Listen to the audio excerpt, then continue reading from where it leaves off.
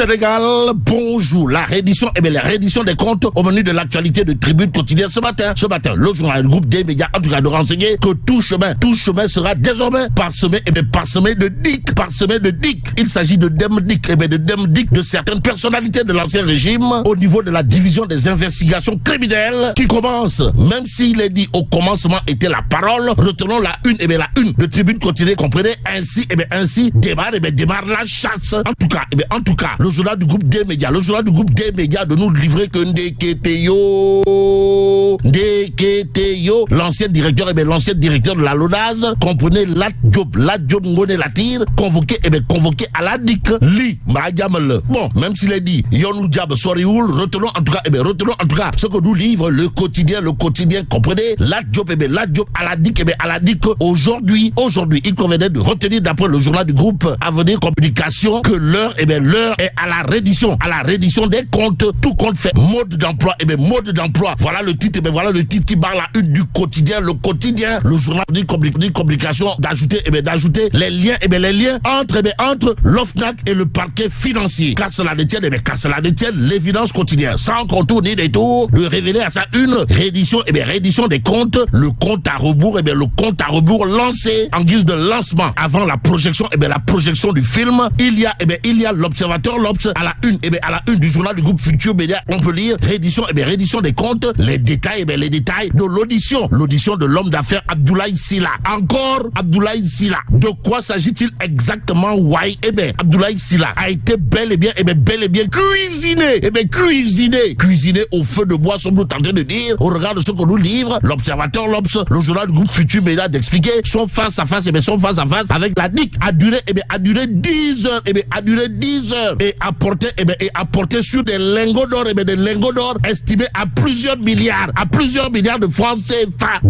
Waouh. En tout cas, l'avion qui a transporté les lingots d'or et la date de référence à lire dans l'observateur ce matin. Le journal de nous livrer la version de l'homme d'affaires et sa libération sur convocation. Libération sur convocation quand il nous tient. Et ce que tient à livrer également du cas Abdoulaye Sylla. Écoute là, il y a libération qui nous renseigne qu'en réalité des réalités, la DIC piste 2700 kilos d'or sortis du Sénégal par jet privé. Et ce que rend public dans cette histoire, libération porte sur un fait, comprenez, un manifeste de vol et un ordre de mission au nom de Abdoulaye Sylla. Abdoulaye Sylla au cœur de l'enquête, à propos justement de l'enquête autour de cette histoire de 2700 kilos d'or sortis du Sénégal par jet privé avec comme acteur principal Abdoulaye Sylla. Libération de renseigner qu'il a été libéré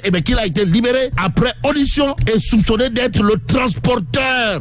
Réaction, Abdoulaye Sylla rejette en bloc et revient sur sa brouille avec Macky Sall durant la même période. Argument tiré par les cheveux, voire par les pieds, signé Abdoulaye Sylla ou pas. En tout cas, intéressons-nous à Tribune Quotidienne qui nous amène à Washington. Pourquoi faire? Pour nous dire que Sénégal, Amatinandam, Loukaweti, Serigne Mbaye Thiam, nommé envoyé et conseiller de haut niveau du partenariat mondial pour l'éducation. En tout cas, ça, Serigne Mbaye Thiam, Borom Nioro du RIP, qui a désormais une reconnaissance au plan mondial, vient d'être nommé envoyé et conseiller de haut niveau du partenariat mondial pour l'éducation. Comprenez, Global Partnership for Education. ESKI, sommes-nous tentés de dire, que dire d'autre à ce sujet? Sinon, ce que nous livre le grand panel quotidien, le journal, en tout cas, de révéler, partenariat mondial, pour l'éducation, Serigne Mbaye Thiam, nommé, envoyé et conseiller de haut niveau.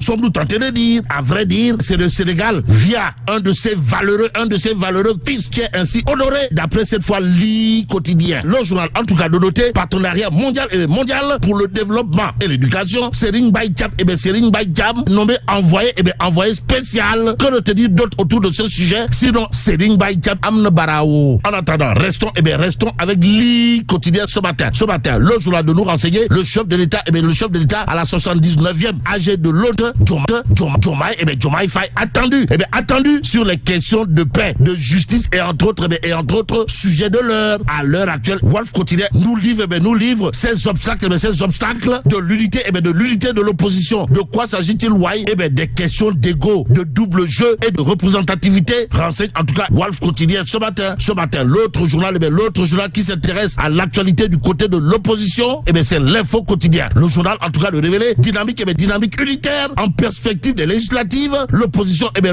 reprend du poil de la bête, mais la bête politique dans cette histoire, c'est Aline Ngouille. Au regard de ce que nous livre l'Info Quotidien, le journal de révéler élargissement du champ politique. Aline Ngouille alias Ali le guerrier lance sa propre formation politique, même s'il est dit en politique Ken Dumba Mouken. Réumi Quotidien dans cette histoire de s'intéresser au dépôt des listes de candidats pour les législatives. Et là l'opposition à 10 jours chrono au chronomètre de l'actualité de Walf Quotidien, les législatives. En tout cas, le quotidien du groupe Walfadjri à propos du scrutin à venir, d'évoquer à sa une le délit d'initié de Pastef, les patriotes. D'où notre intérêt de terminer avec le peuple quotidien. Le quotidien Le Peuple de révéler à sa une législative 2024 des votes sanctions guette le Pastef, les patriotes. Ainsi, on se dirigerait d'après le peuple quotidien vers un revers électoral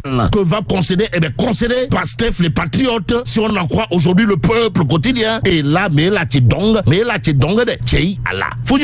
Bon, que Dieu préserve le Sénégal.